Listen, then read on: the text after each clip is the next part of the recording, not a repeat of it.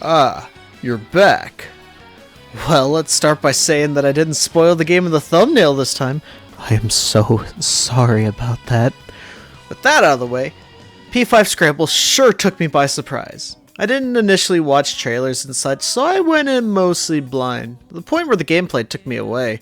Combining RPG and strategy elements of Persona with Muso gameplay, the writing's on point from a story and comedic standpoint, being arguably funnier than the main game.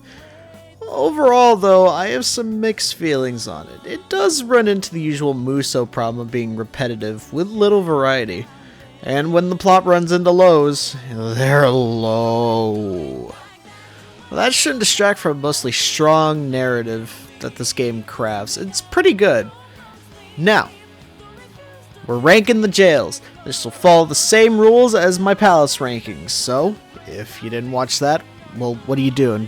Go watch that for like the first minute or so to find the rules. This list will also be a little bit shorter because, well, it's not as deep and complex as the game before. Gotta make do with what we got, I guess. Alright, let's not waste any more time.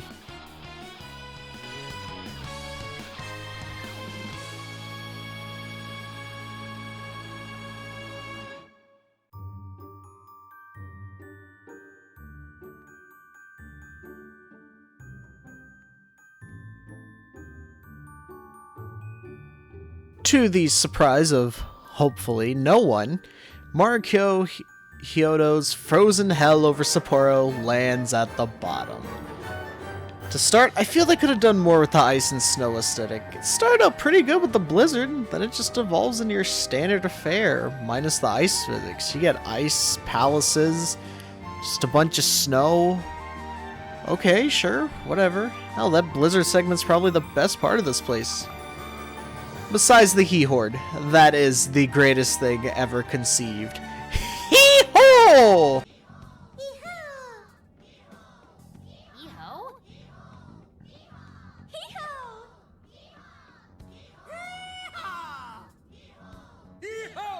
The story here isn't really too great.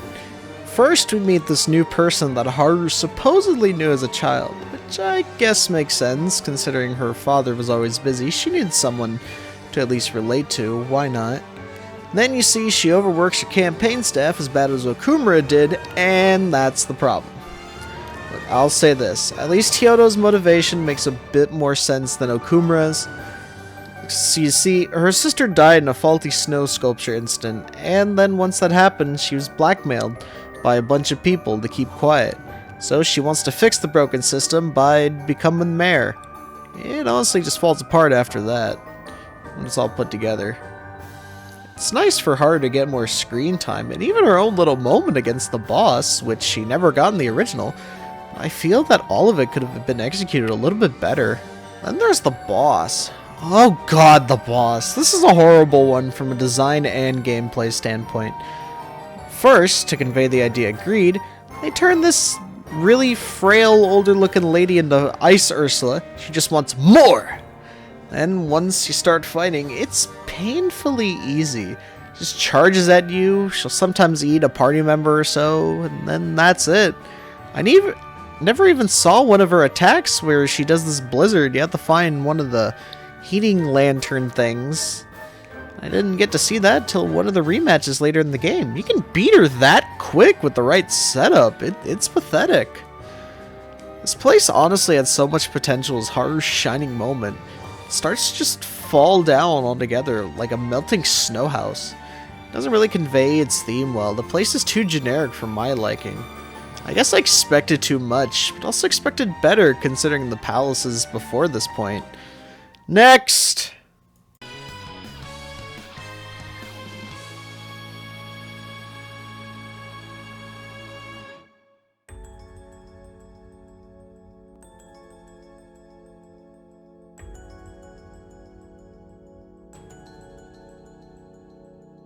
Oh man, I really wanted to like this one. Honest to God, I did. From a first glance, I would have loved this place. It's like an Umbrella facility, but in a Persona game. I do like the atmosphere at the very least. It's very different tone-wise. But that's honestly where the good ends. This place is very maze-like. It looks all the same, so it's easy to get lost. Oh, and get ready to see a bunch of Shisas and black oozes. Yeah, because they're everywhere. Enemies aren't that great here overall either. Story here is just okay, I guess. The thieves with their cop dads and Kichi are on their way to Okinawa to investigate the birth center of the App Emma, which is basically just Siri with extra steps. All seems normal until nighttime, where the locals attempt to murder everyone in their sleep. Great. Well, turns out this random building at the peak of town is like a holy ground to these people, and their hearts were changed to protect it. Heading deeper, you start also getting hints towards a companion of yours, Sophia. She may not be who she seems, getting us a bit closer to finding out who she is since she's had amnesia the entire game. Overall, this place is as mid as can be. The boss isn't even worth mentioning since it's just a larger version of a mini-boss you fought throughout the entire game thus far. It's really not that great. But the best part is that Ryuji finally gets to say the fuck word. We're Sophie's friends, and we know she's awesome. She's freaking amazing, a million times better than you. So shut the fuck up! He's in, boys! He did it! He said it!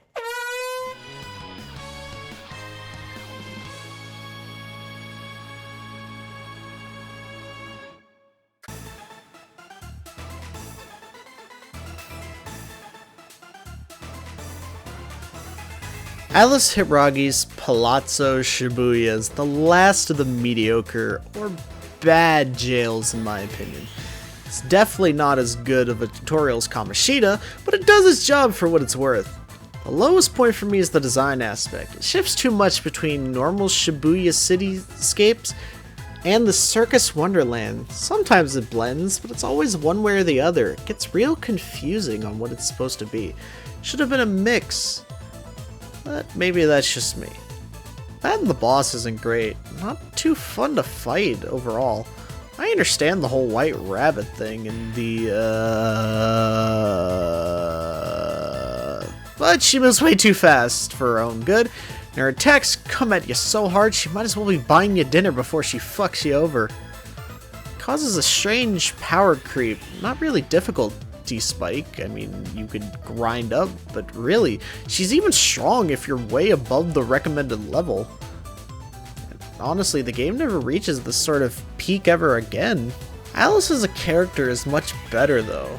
As a high schooler, she was ridiculed and bullied just for being her, feeling powerless against said bullies, no matter what she did. So she just took it all. She soon became inspired to be better and went into the world of fashion, becoming an icon. But underneath, she's cruel and dominating, a complete opposite to her kind, bubbly persona. He said it! He said it! It ends up creating nice parallels with An, mainly her social link story, which if you played the game, you should have done, and you should know this, but I know that many people don't do those. But that's really it. It's definitely more enjoyable than the two below on this list, but it's still not enough to reach the upper echelons of the ones above, I feel.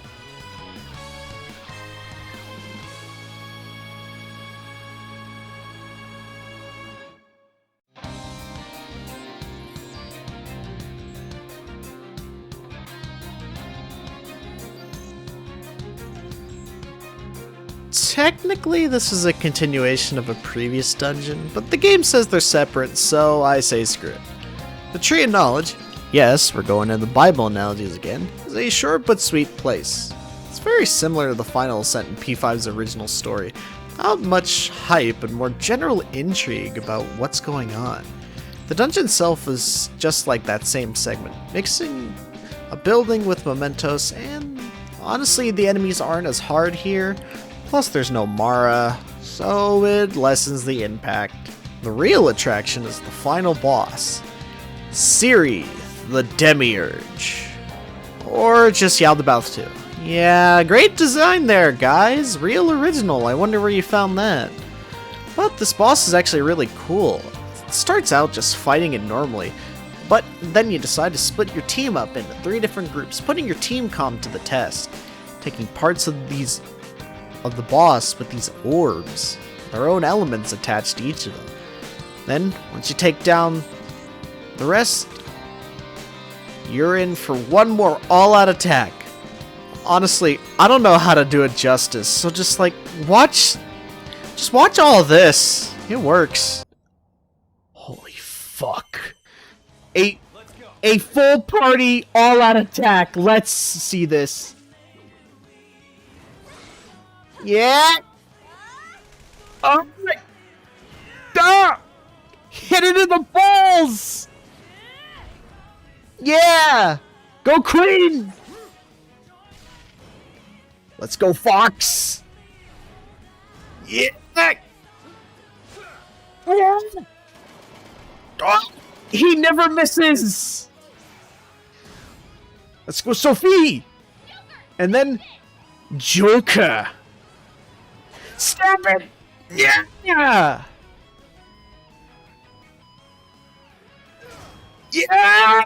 Come on. Persona.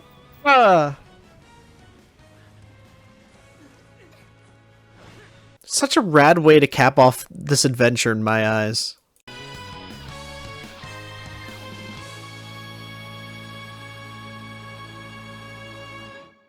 So, quick disclaimer. During the final editing of the entire video, I sort of moved some things around because I realized that I enjoyed some entries more than others. Instead of having to re-record them, I'm just gonna record this before. So, take with it what you will.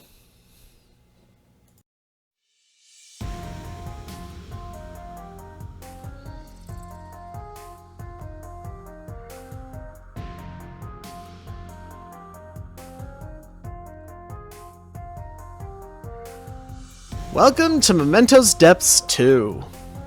No, really. It's just the same place again. And to be completely honest, it's plagued with some of the issues the original had, minus the puzzles. If you want to know what my issues with that are, then just go over to the original ranking video of the palaces and you'll see why. But why is it this high? Well, the start, it's definitely shorter than Memento's Depths ever was, which make things a bit more bearable. Then, this is probably the most important place in the entire game. You know, it's basically where the exposition dumps get placed. See, this place centers entirely around Sophia and Kuon Ichinose. I haven't mentioned them much for a reason, and well, this is why. Sophia is someone you meet back at the very beginning of the game, being known only as humanity's companion, as an amnesiac AI that's curious about the human heart. She tags along to discover more about herself, and as I've said before, we get a bunch of hints towards who she really is earlier, but it's all just breadcrumbs.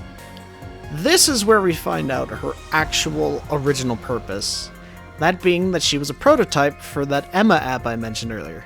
But she was deemed a failure by her own creator.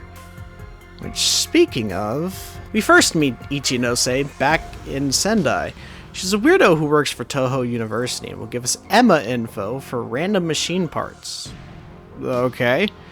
Her ditzy and bubbly personality is all we really see, but right here we find out that she's actually emotionally distant and very methodical. As a child, she was often called heartless, not showing much emotion towards, well, anything. She was ridiculed for this her entire life, making her an outcast among everyone. She created Sophia to find out what it means to have a heart, then got rid of her when she became too much, hitting too close to home to Ichinose. She decided to shut her away for good. This all led her to create and actually sell Emma to Medice, which is a tech company. And then, once Sophie figures it all out, she awakens to her true persona, Pandora. See, the whole game we've had this persona question mark named Pithos.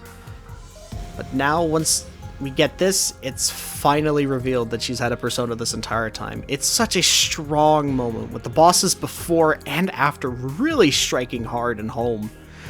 I really love this place for all it does, but still the initial issues that being the depths really keep it from being #1. I'm honestly surprised that I like this place that much, but I really did.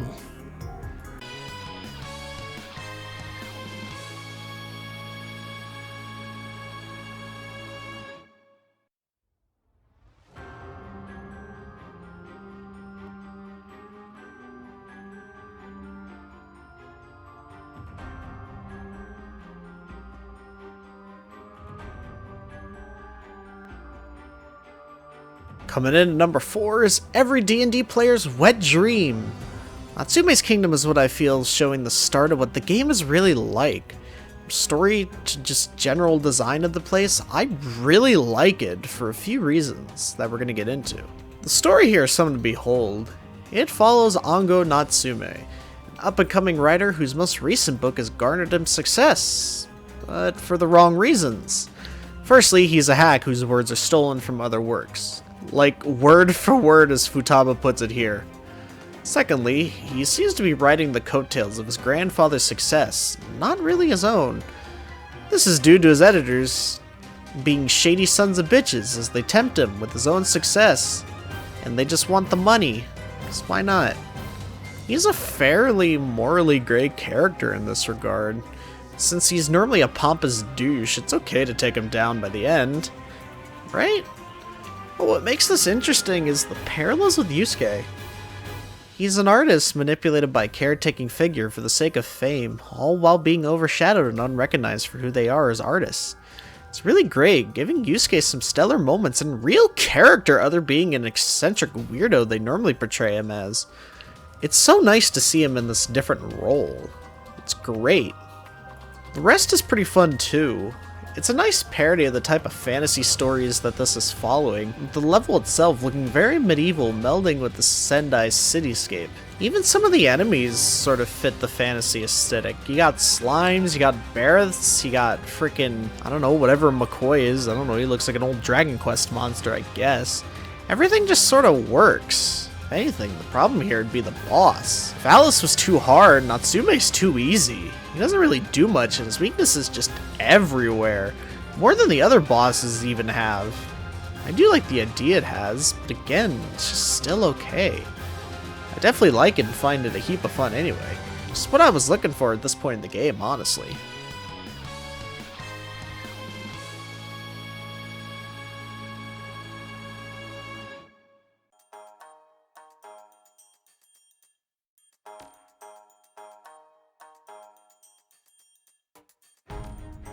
Alright, now we're in the real good shit.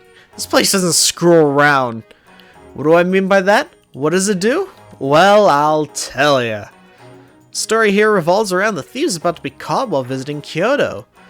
But thanks to cop dad Zenkichi, we're able to escape and go into hiding in some underground bar-looking place that he knows. While they wait, they sense a jail, knowing, well, it's a trap. So instead of learning from the last time a palace is clearly a trap, they rush into this new jail anyways. And then they get caught. Nice job there, guys!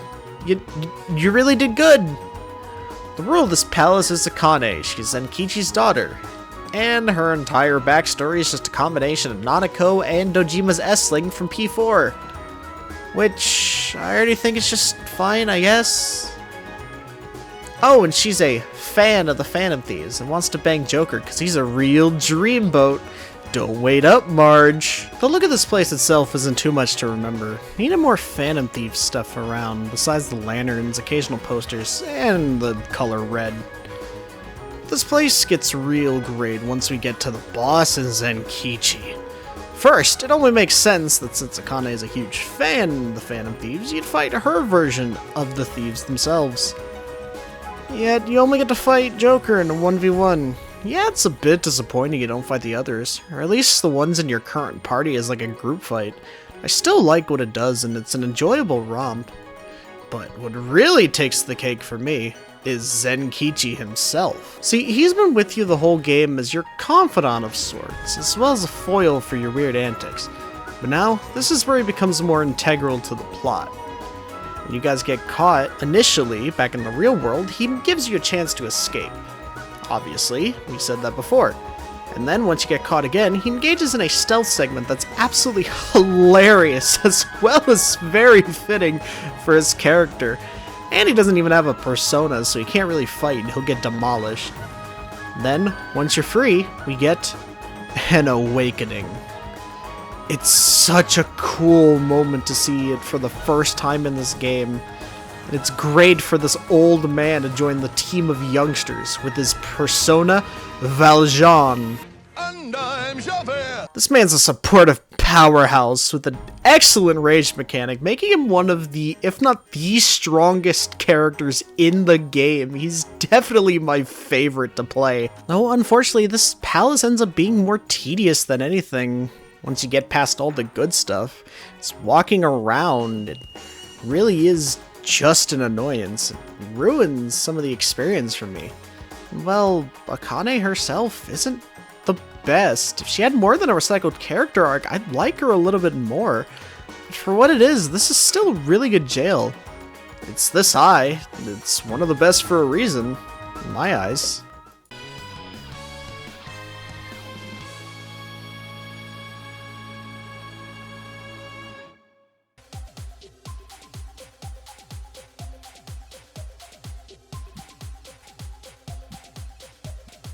To the surprise of, also again, probably no one, the ultimate Kamen Rider stan rockets to #1. Jumping right in, not screwing around, Akira Kanoe had it rough as a child. His mom was beaten nearly to death, and since her passing, suffered as much from his father as she did. His father was a real piece of shit, actually killing his mom and wanted to take it out on his son, doing the same. Fuck, man! Akira's only solace being the superhero Zephyr Man, giving him an idea of what he feels justice is. He kills his father and frames it all in the place being robbed, enacting on his justice, as he says.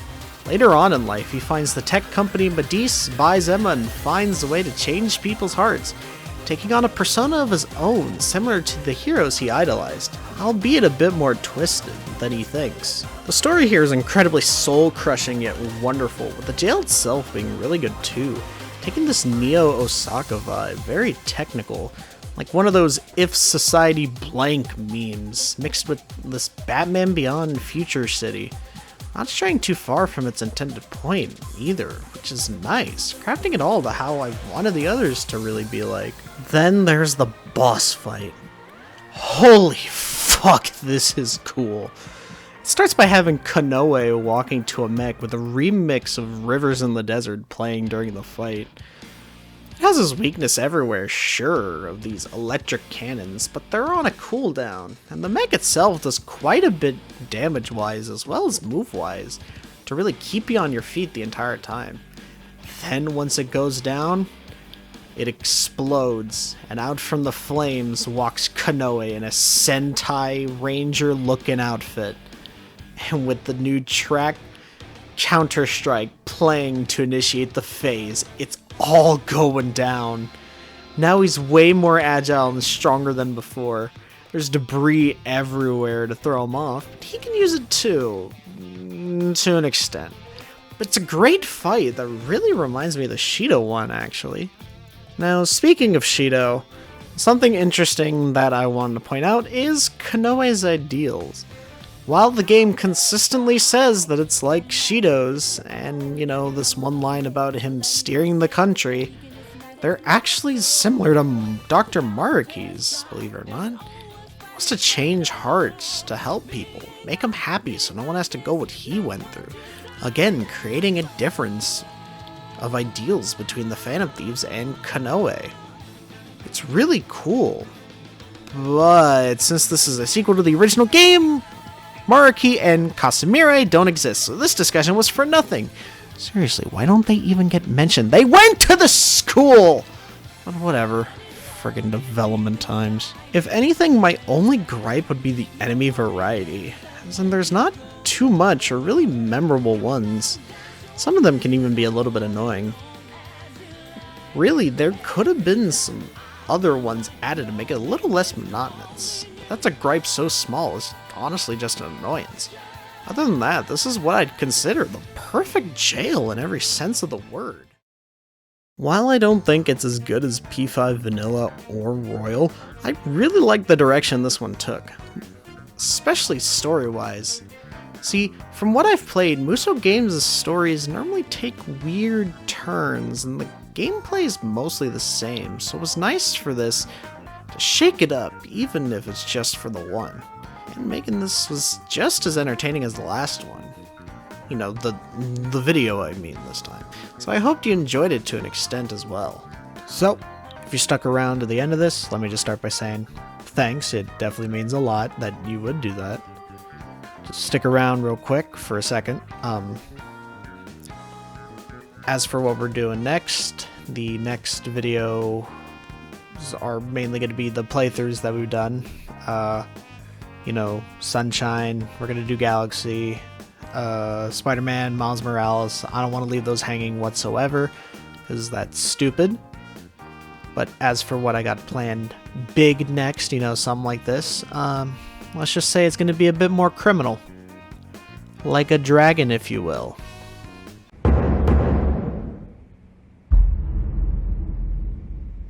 So, I don't really say this much, but hey, if you like what you saw or you're interested, go and subscribe. We got a bunch more coming once everything's in order. And thanks for watching. So, yeah, see ya.